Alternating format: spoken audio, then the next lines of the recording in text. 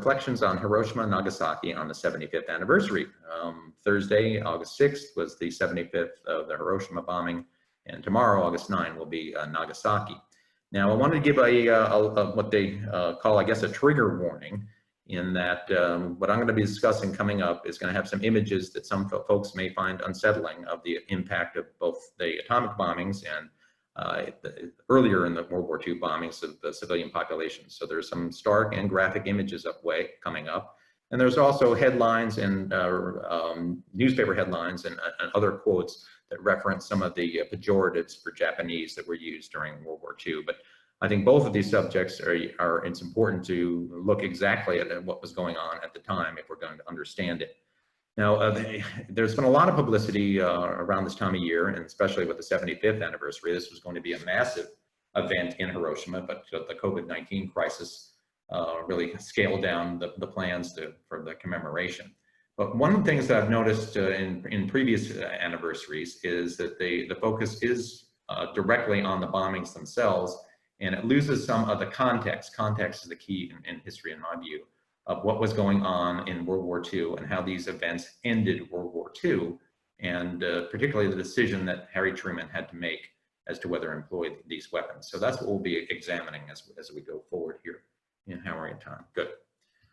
All right, so looking back in 1945, the last year of World War II, in the spring of 1945, Germany had been defeated. We covered that in May with a webinar that I did.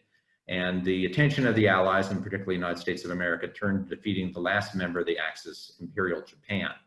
And again, these war loan posters here kind of demonstrate the need and the determination in the part of many Americans to end this terrible war, bring this war to a conclusion, and do whatever it took to defeat and in some cases destroy Imperial Japan. And you see this here from the two war loan posters of that time period. So, and to be able to understand the context of the terrible decision Truman had to make, you need to take a look at the Pacific War in its entirety. And this map here is a good geographical background showing the various areas of the Pacific that were under the control of the Western powers. Blue being the United States. Of course, we had the Philippines at that time and numerous other island possessions. The purple for French Indochina, Vietnam and Laos, Cambodia. The yellow for the India and Australia is down there on the bottom, and the orange color for the Dutch East Indies, modern day Indonesia. And then Japan's imperial interests were in red, and Japan was an expanding power that had decided to secure the natural resources that they needed for their empire by military conquest if necessary. All right, that war in the Pacific, again, was one of the more extreme, terrible wars, a component of World War II, which obviously had a terrible war in its entirety, but the war in the Pacific had some aspects that made it a particularly brutal campaign. And part of that was the Japanese doctrine of Bushido, the code of the warrior, the way of the warrior, the Knights of Bushido in the upper right there. Japanese militarism had expanded in the late 19th century. They industrialized at an incredibly fast pace. And this concept of militarism and that the warrior was to be respected and that those who were defeated were not, was inculcated in this Bushido code, which would dictate a lot of Japan's actions during the Second World War. Emperor Hirohito was considered to be a god on earth, and his decrees were not to be disputed. He appointed a government that was controlled by the military, the army and the navy, and Japan expanded heavily in the first part of the 20th century as well. And fast forwarding to 1931, the first acquisition, well, actually I'm skipping over Korea. Korea had been acquired as a result of the Sino-Japanese War of 1895. You see that there on the little map. But in 1931, as a result of a contrived incident, the Japanese took over the province of Manchuria and created a puppet state and called it Manchukuo. I'm going to be making all sorts of movie references throughout my presentation. I don't have a slide for that, but the movie The Last Emperor, Bertolucci, I think it won Best Picture. Susan can weigh in on that. is a reflection of this puppet regime that was installed by the Japanese in Manchuria, carved away from China, which was in the midst of its own warlord problems in that time. You see the graphic in the middle there, the cartoon, that Japan is carving off a chunk of Manchuria from the sleeping giant of China. The world objected to this, the League of Nations at the time, but they were unwilling to take any military action. And as a result, Japan was able to incorporate Manchuria into their empire. Not content with that, 6 years later, they contrived another incident at the Marco Polo Bridge in then Peking, now Beijing, and began a full-fledged war with China. They thought they'd conquer China quite easily, and they did make massive territorial gains, as you can see there in the map. A series of amphibious operations took most of China's seaports away. You see little pinpricks in red there in the middle map. But the Chinese resistance was stronger than the Japanese anticipated, and the war would drag on and take up more and more of Japan's resources. As you see there from the poster on the right, we backed China as much as we could, but with the period of neutrality going on in the 1930s, we were prevented from giving full relief to the Chinese in their efforts to defend themselves against the Japanese. All right, now a key incident in that war on China that's probably not as well known as it should be was the so-called Rape of Nanking, which is the capital of nationalist China in 1937. After taking Shanghai, the Japanese marched up the river and overwhelmed the Chinese defenses at Nanking, and this incident is still controversial to this day as to actually how many Chinese prisoners of war and civilians were murdered in cold blood by the Japanese forces. There were plenty of Westerners in the capital, because it was the capital, of course, so they had embassies there. So there were plenty of Westerners who recorded the bestial actions of the Japanese, including mass rapes of women. Upwards of, depending on your figures, at least 100,000 were murdered in cold blood. Some figures say as many as 250,000 killed in cold blood.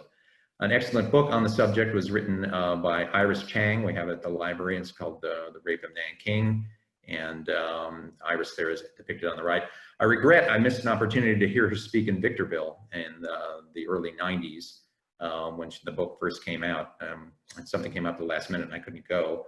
Iris was so moved or tortured, someone would say, by the memory of the Rape of Nanking that she eventually committed suicide a few years ago. There are, as I mentioned, there were Westerners recording these incidents, and so as a result, there were a couple movies that came out just in the last 10 years about the Rape of Nanking. City of Life and Death is a Chinese movie that was controversial for depicting the Japanese as being human and was banned in China because of that. There's one sympathetic Japanese character and they weren't ready to accept that. The movie upper right, John Robbie, it's an interesting little anecdote, was a German ambassador, Nazi German ambassador in Nanking, and kind of like Oskar Schindler, he protected multiple thousand Chinese civilians in the safe zone, protected them from Japanese atrocities despite being a Nazi German. Interesting irony. Anyway, the point trying to be made, all of this is that Japan's war in China was quite brutal and was filled with atrocities. All right, one of those atrocities, and again, despite Japan to this day tries to deny the extent of the Nanking massacres, say they were overblown. They were proud of it at the time. This is a Japanese newspaper story about a contest, and this translation is on the left, between two Japanese army lieutenants as to who could behead the most Chinese prisoners. And you see the game was going into extra innings at 106 to 105. Both these gentlemen were extradited at the end of World War II and executed for their war crimes. All right, so the war in China dragging on when Japan put pressure on the Vichy French government, which had taken over when France was conquered by the Nazis in 1940. They put pressure on the Vichy French government to allow them to gain access to French Indochina. You see that in purple there in the lower left. And clearly, Japan's interests were now heading towards the South Pacific and, most importantly, towards the oil fields of the Dutch East Indies. When Japan gained access to French Indochina in July of '41, the United States and Great Britain responded, and the Dutch, with the oil embargo on Japan. And so the Japanese war machine, as you can see in the cartoon, was largely dependent. 90% of their oil imports were coming from the West. and Uncle Sam stamping on the hose there.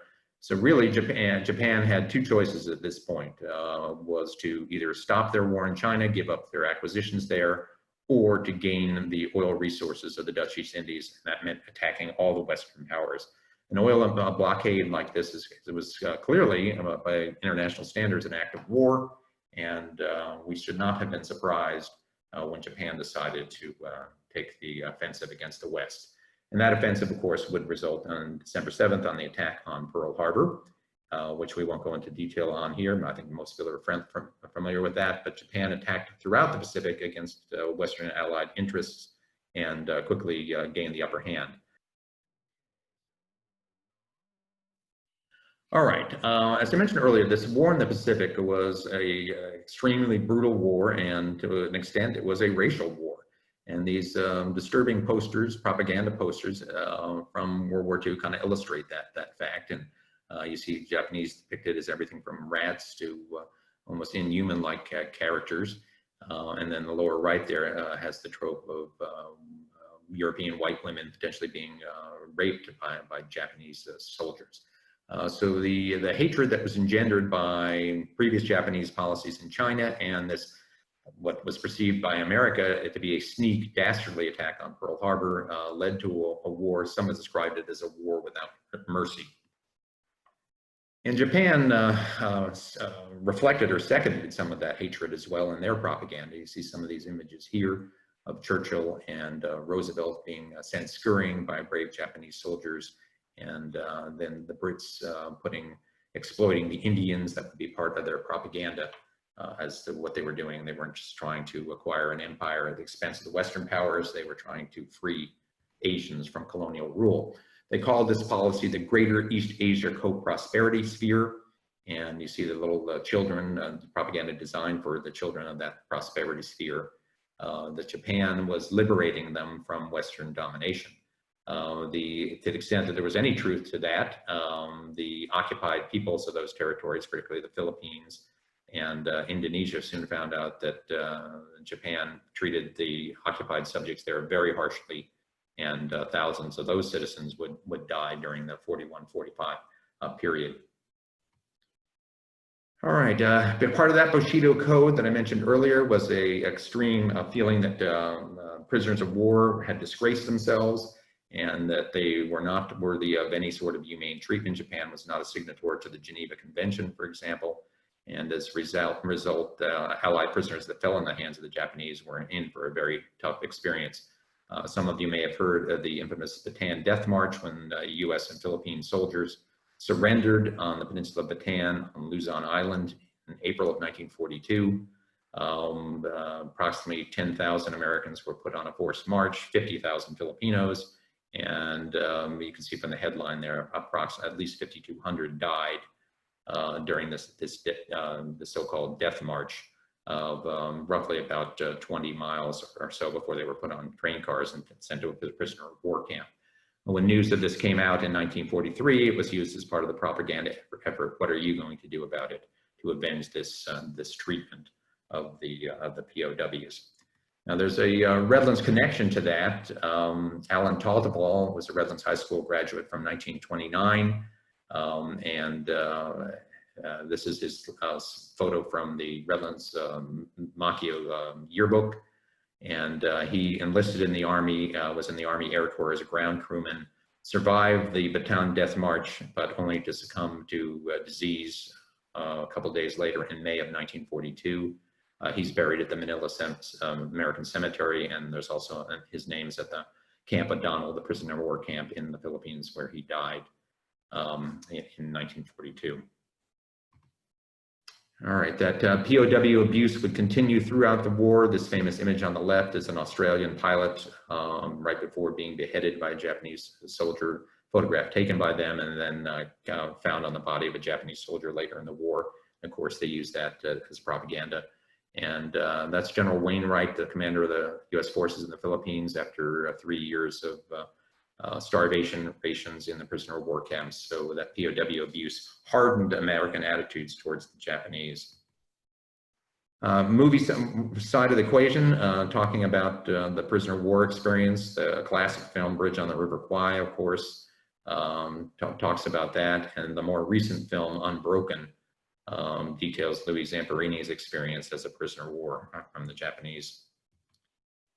All right, now that anger and reflection, Americans were not exempt from war crimes as well. This hero here, Dudley Morton, Mush Morton, was one of the most successful U.S. submarine commanders on board the USS Wahoo. One convoy, he sank all 8 ships, and as a result made a clean sweep. It's famous American Navy lore, put a broom on the periscope as they sailed back to Pearl Harbor, demonstrating it.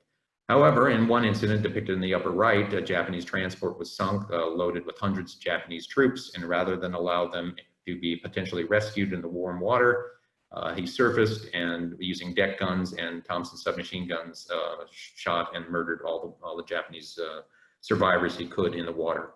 Again, the part of the hatred that was on both sides in the Pacific War, certainly. And then this next slide coming up here, this is from Life magazine. This is a fiance in 1944 deciding what should she write as a thank you note to her Marine fiance who'd sent her this Japanese skull as a souvenir from the South Pacific. Again, it was not considered to be anything shocking, and from Life magazine's perspective, it was, gee, what a great gift to be getting from your loved one. The point again being the war without mercy that was taking place in the Pacific. All right, briefly going through that war in the Pacific, you're going to see Japan's possessions there in blue, and the Allied offensive to push Japan back. Big victories at the Coral Sea and Midway in May and June of '42 led to 2 years of so-called island hopping, where American amphibious forces, the Navy and Army Air Force would seize islands to get bases for more air power, get to closer and closer to liberating the Philippines and being able to attack Japan itself. By June of 1944, the Philippine Sea, Leyte Gulf battles, the Japanese Navy had been largely destroyed, and the Air Force had been sufficiently weakened as well, but still Japan fought on. Movie-wise, again, a couple of recent movie came out, Midway, with very good CGI, but I prefer the 1976 version, which is a little bit closer to the historical truth. I wish they could have merged the good CGI they had in the recent Midway with the more historically accurate older movie, but I guess younger audiences want massive CGI. My complaint was, why show one plane being shot down in your frame when you can show 5 at the same time? Just, I guess, for more dramatic. So partial recommendation for the new Midway. All right, as Japan's fortunes became less and less, they turned to the dramatic extreme effort of the kamikazes, of course, meaning divine wind in Japanese, a reference to a typhoon that sank an invading Mongol fleet, I forget which century. So they gave this nickname to suicide squadrons, planes of volunteers that would learn how to fly and crash their bomb-loaded planes directly into American warships. And this was quite a shock for Western sensibilities, American sensibilities, that people would deliberately kill themselves in mass to prevent the invasion. I remember my father was a Navy veteran who made it to the Pacific in mid-1945, and he did not experience any kamikazes directly, but he said the fear of it and the impact amongst sailors was strong, and this idea that people were deliberately trying to kill you. So kamikazes were quite effective. There were, as you see here in the graphics here, approximately 2,800, sank 34 U.S. ships, and ended up killing 4,900 American sailors, wounding 4,800. There you see a sailor being buried at sea in the lower right. And despite U.S. defense efforts, 14% of survivors, kamikazes, made it through the defense screen. And if they got through, a percentage of those would end up sinking American ships, causing a lot of damage. So this is another factor that's going to go into American decision-making on what to do to end this terrible war.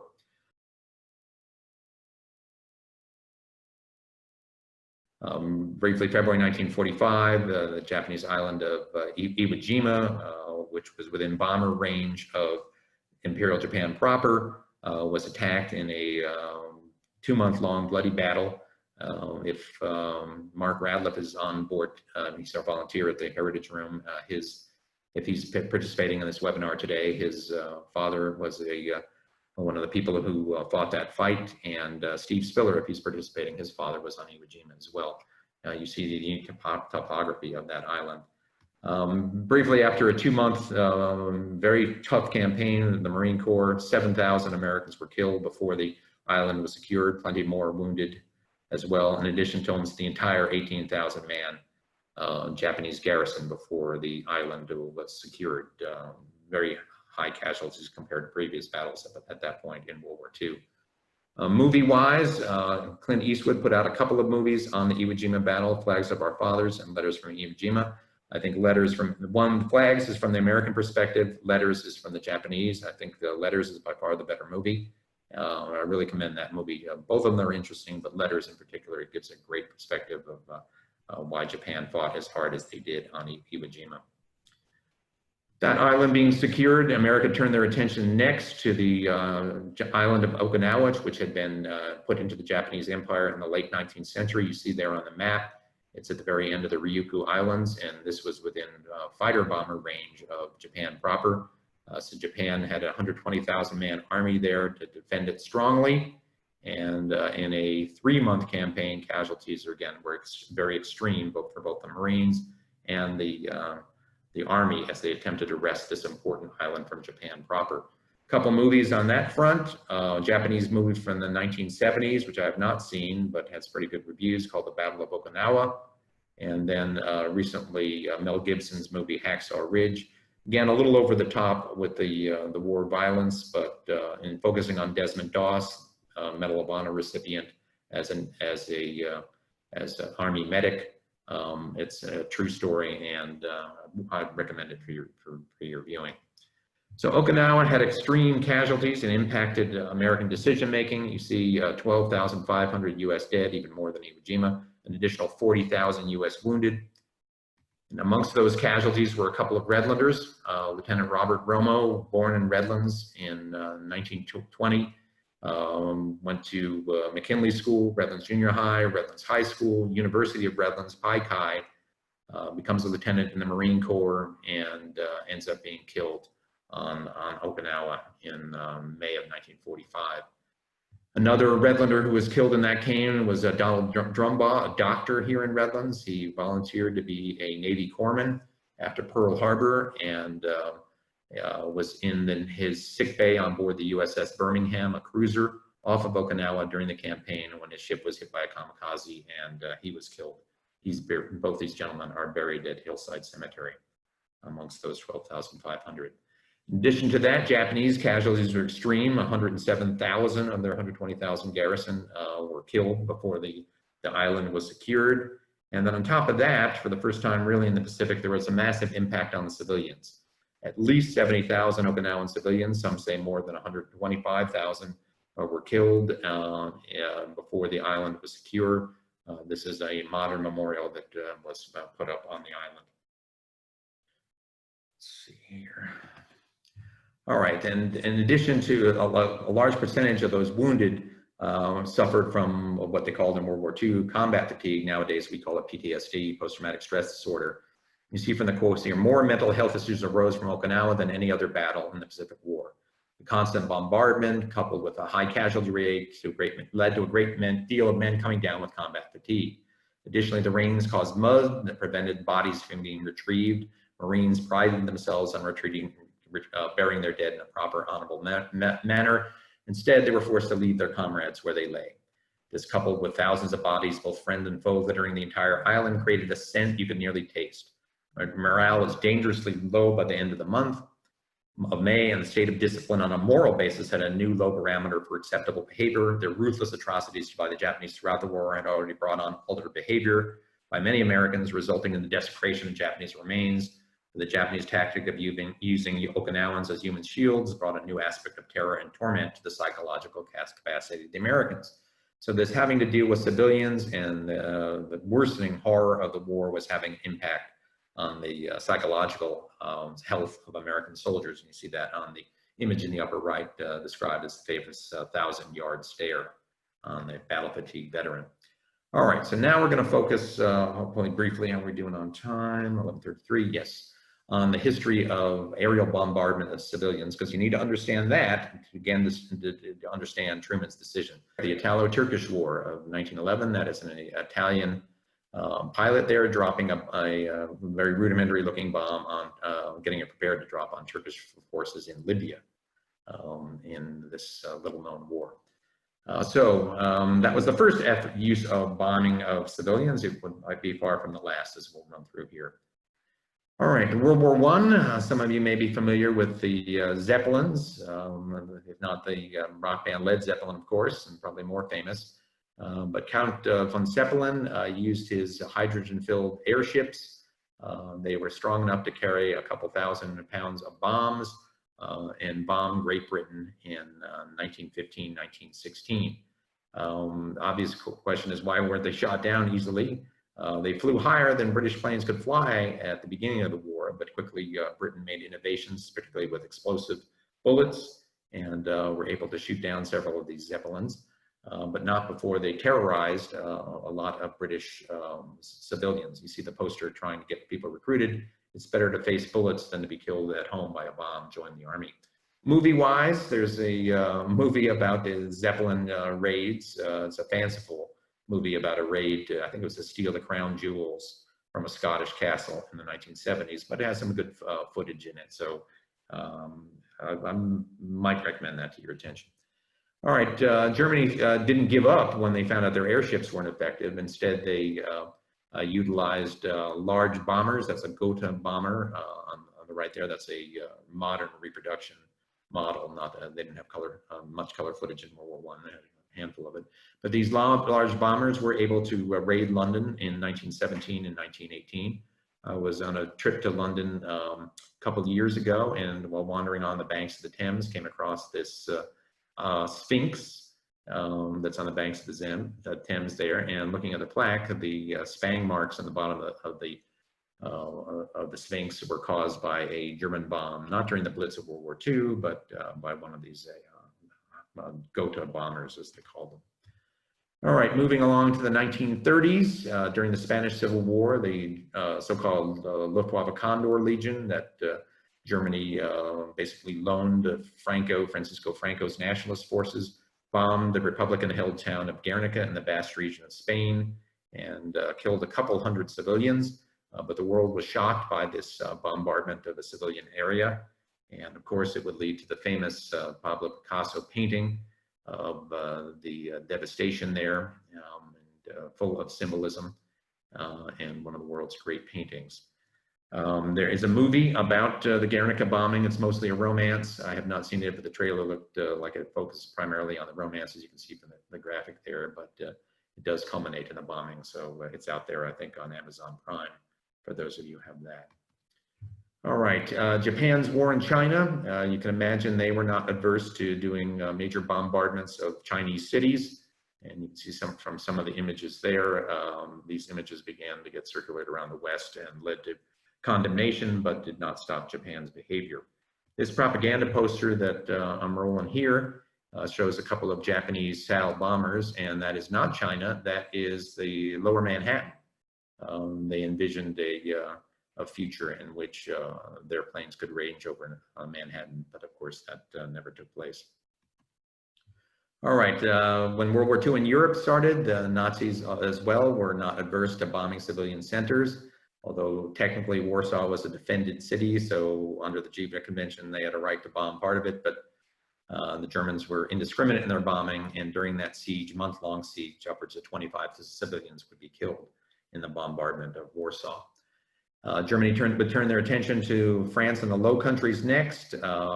May 14th, 1940, when the Dutch city of Rotterdam refused to surrender, the Germans sent in their planes and bombed the downtown area, killed about 900 civilians and destroyed a large part of the downtown area.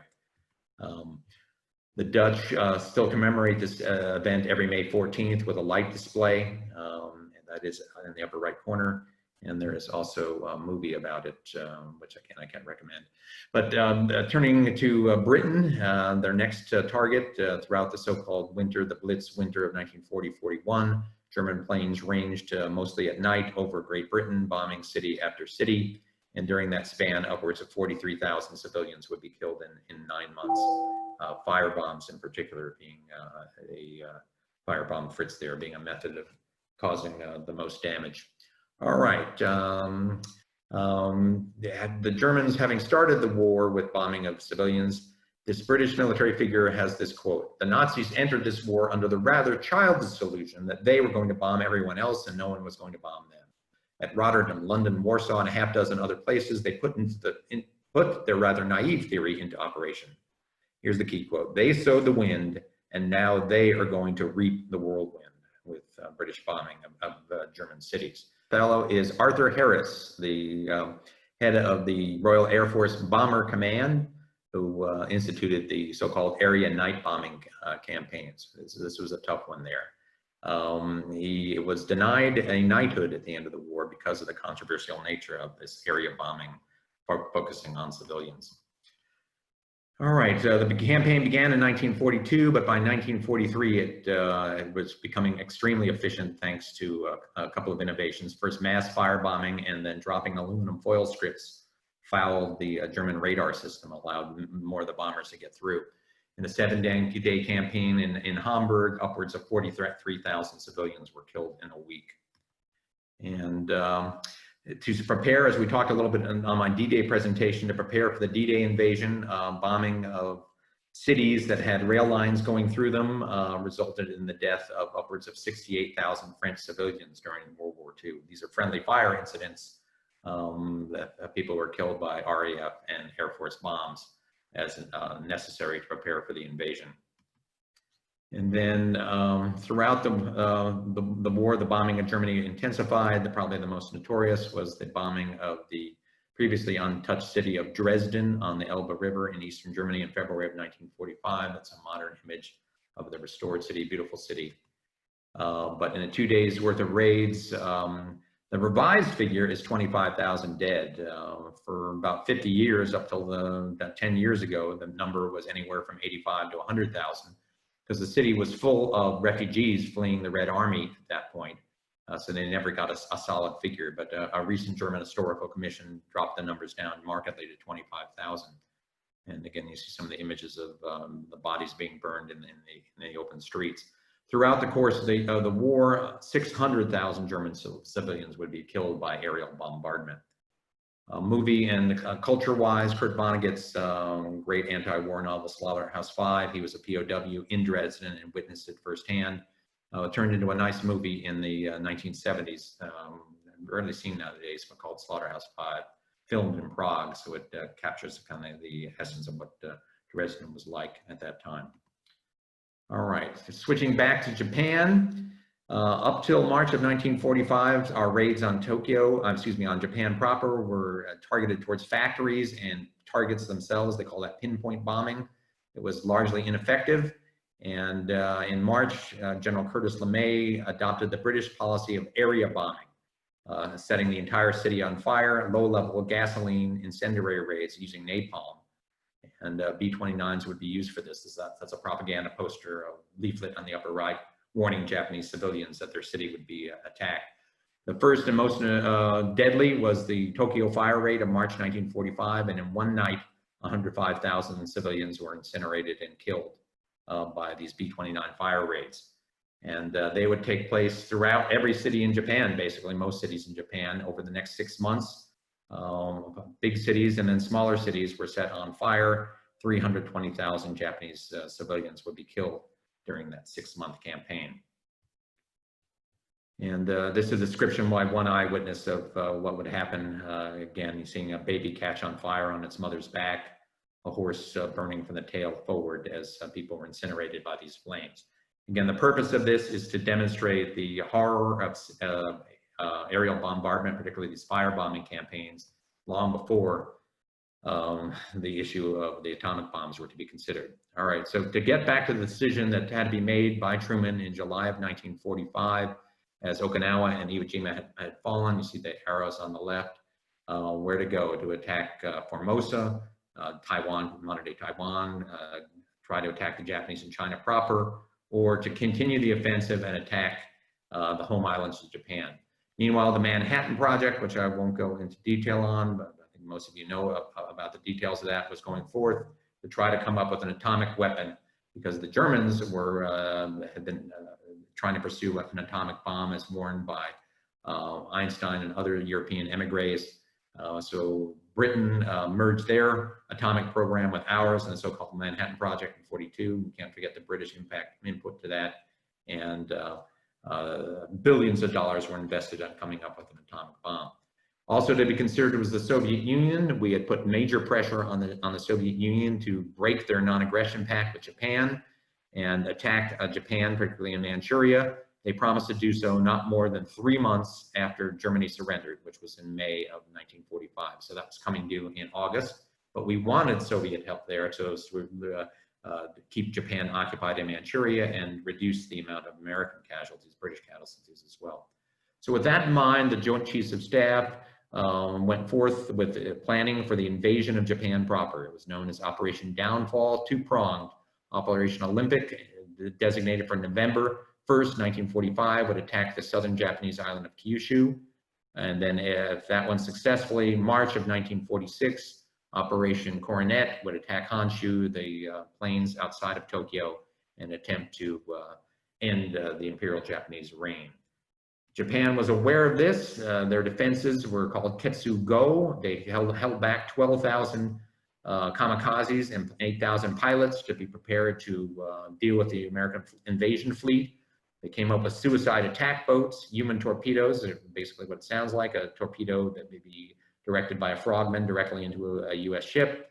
And their best army, 400,000-man 16th Army, was primed to defend Kyushu and Honshu. In addition to that, they came up with a civilian volunteer corps that all boys and men 15 to 60 and all girls and women 17 to 40. I wonder why they discriminated on those age levels on women. But and regardless, they were trained with hand grenades, swords, sickles, knives, fire hooks, and even bamboo spears. The idea was if they could kill one American, they'd make the cost of the invasion so extreme that America would think twice about attempting to pursue a complete victory. It's in the midst of this planning, the Trinity test in Los Alamos, New Mexico exploded a plutonium bomb, far surpassing the anticipated blast yield of the bomb itself, July 17th, 1945.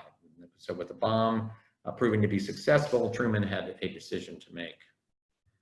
All right, and you see this quote here, the weapon, he determined that the weapon was to be used between now and August 10th, and he told the Secretary of War Stimson to use it solely on military targets, so that the targets are soldiers and sailors, not women and children. Even if the Japs are savage, ruthless, mirthless, and fanatic, we as leader of the world for the common welfare cannot use this terrible bomb on the old capital of Kyoto or the new one, Tokyo. And Stimson and I are in accord. The target will be a purely military one. So 6 cities were designated as potential targets.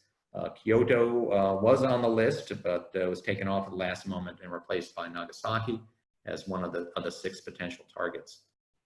All right, so a special bomb group using specially modified B-29s, the 509th Composite Group, that is the Enola Gay on the foreground there, were put to the island of Tinian, and after a couple practice missions with dummy bombs, were designated to attack the Japanese targets of Hiroshima. Was going to be the first one. These are a couple of images of modern Tinian that Steve Spiller sent me. He managed to take a trip there, that the runways are still intact that the bombers flew off from. And an image of the 509th Composite Group, led by Paul Tibbets, was the commander of the unit.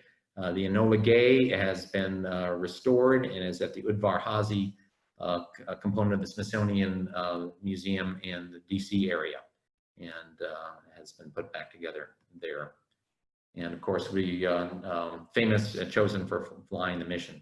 All right, now why Hiroshima? Hiroshima was the headquarters of the Japanese 16th Army. There was upwards of 40,000 military personnel in the city, along with several armaments factories. So it did meet the standards of a military target.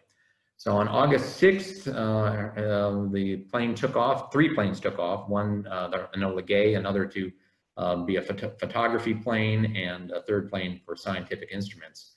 Japan's air defenses have been so depleted at this point that individual B-29s were not being intercepted.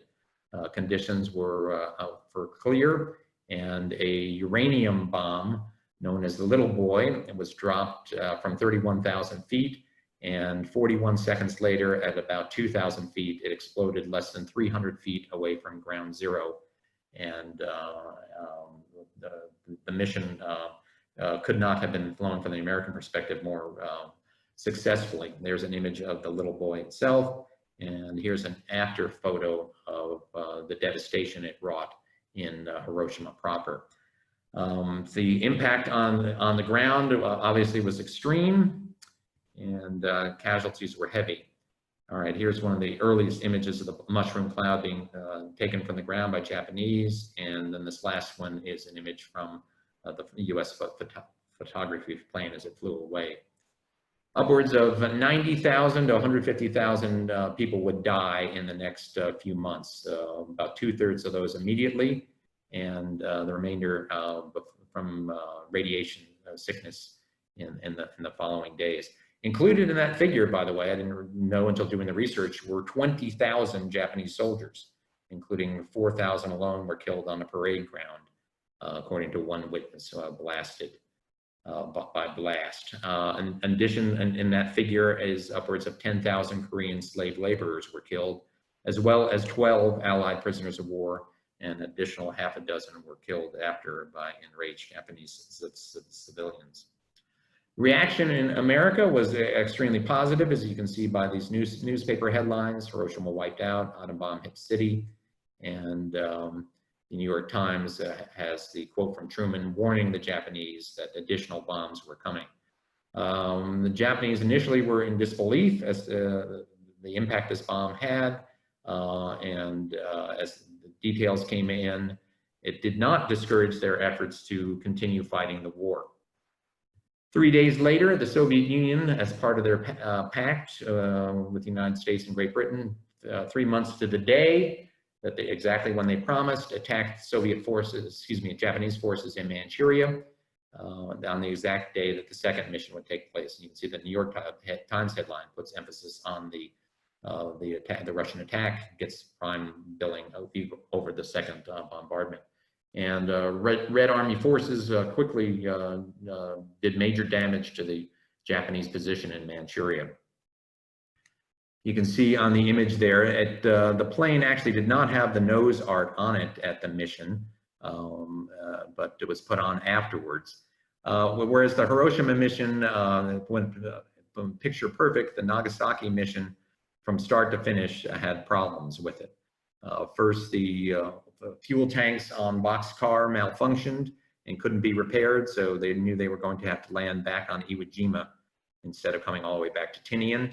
And the target was supposed to be the city of Kokura, but Major Sweeney spent too much time waiting for the rendezvous science and photography planes, burning up too much fuel.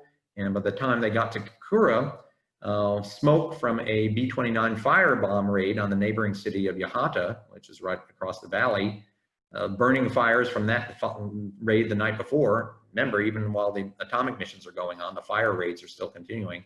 The smoke from that mission obscured Kokura, and as a result, Sweeney, after 3 attempted bomb runs on Kokura, abandoned the mission and went to the secondary target of Nagasaki, which also was heavily cloud infested. As a result, the bomb was dropped 3 miles away from the drop zone. And despite being a much more powerful plutonium bomb, known as Fat Man, the damage to Nagasaki was much less, and the death toll was much less because the undulating hills where the bomb was dropped over softened the explosive power of the bomb. So again, you can see the difference between Fat Man and the Little Boy, and a better color photograph from the photography plane, and at least the devastation of Nagasaki proper. As you can see, the death toll for Nagasaki was a lower figure of 39,000 to 80,000 as a result. Okay, and then the newspaper headline of the second bombing on Nagasaki. All right. The survivors of the bombings in Japan are called hibakusha, and this gentleman here, Satsumo Yamaguchi, is one of at least 100 documented survivors of both bombings.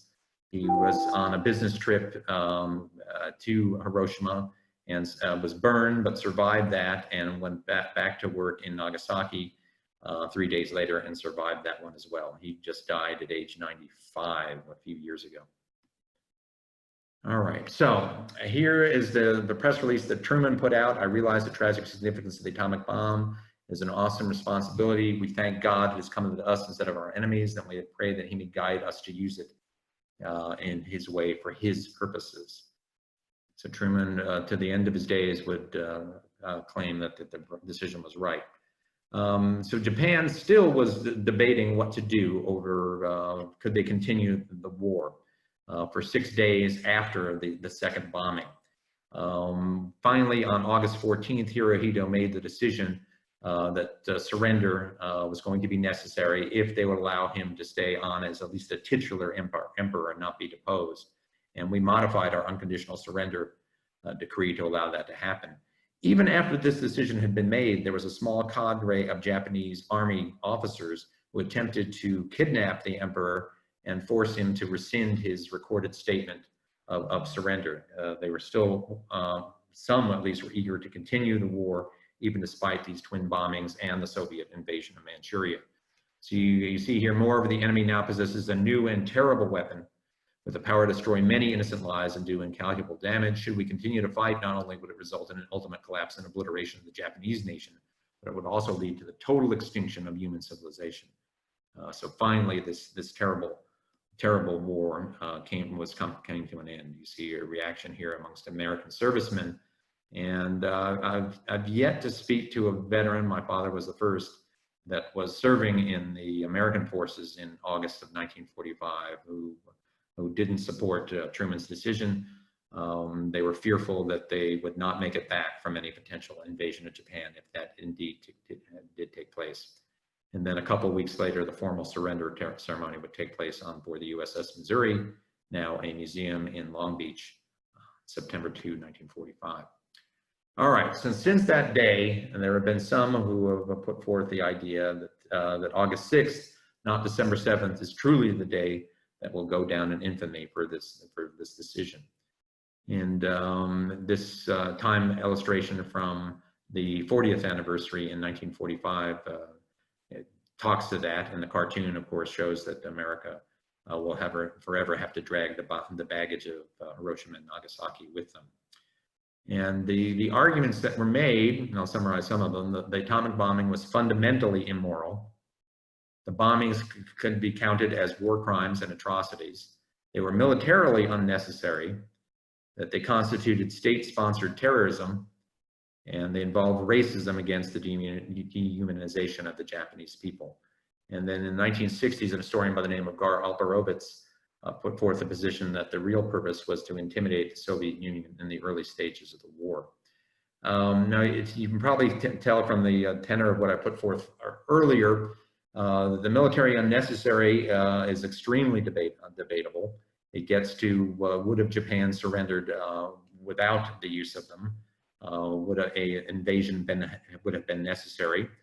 Were they war crimes? The history of aerial bombardments up till that point in World War II made them not fundamentally different, other than the radiation aspect of what had transpired earlier in the war. And then the racism and dehumanization of Japanese people, they were originally designed to be used against the German people, but Germany had surrendered by May of 1945. The Soviet Union aspect, there's probably a kernel of truth that it was one part of the decision. The Cold War was already partially underway by 1945. But remember, we had lobbied strongly to get the Soviet Union to break their non-aggression pact and assist us in defeating Japan. So we wanted the Soviet Union to participate in this war. Were there alternatives? One that has been suggested was to continue the economic blockade. Japan was already starting to undergo extreme food hardship. The rice crop had been its worst in 20 years, and imports had been stopped by our blockade. Continue these fire bombings, but they were running out of mid-level Japanese cities to bomb. There was even naval bombardments. The Pacific Fleet was able to get close enough to Japan to start bombarding, and aircraft carrier aviation was hitting Japanese targets. So yes, that could have continued, but thousands more of Japanese would have continued, even starved to death before Japan was surrendered based on their previous actions in the war. It was also suggested that perhaps dropping a demonstration bomb on an uninhabited island might have worked, assuming the Japanese could have been convinced to watch that demonstration. But the argument was made that it would lose the shock and awe effect, and certainly if the technology would malfunction, as did partially malfunction on the Nagasaki raid, and it would also alert Japanese defenses, which were severely depleted, but not completely defenseless at that point. So with that in mind, the decision, in my view, every people can have different takes on it, that militarily it can be justified. The atomic bomb was a great decision. It was merely another tool in the arsenal of righteousness, said Harry Truman, and he would stick by that decision for the remainder of his days. So as we commemorate the 75th, let's not forget the aspect of it that it did bring an end to the Second World War. People will be arguing, I think, for the next 100 years as to whether it was the right decision or not. But unless you take the entirety of the context of World War II, I don't think you can make a decision. But other people can disagree. So.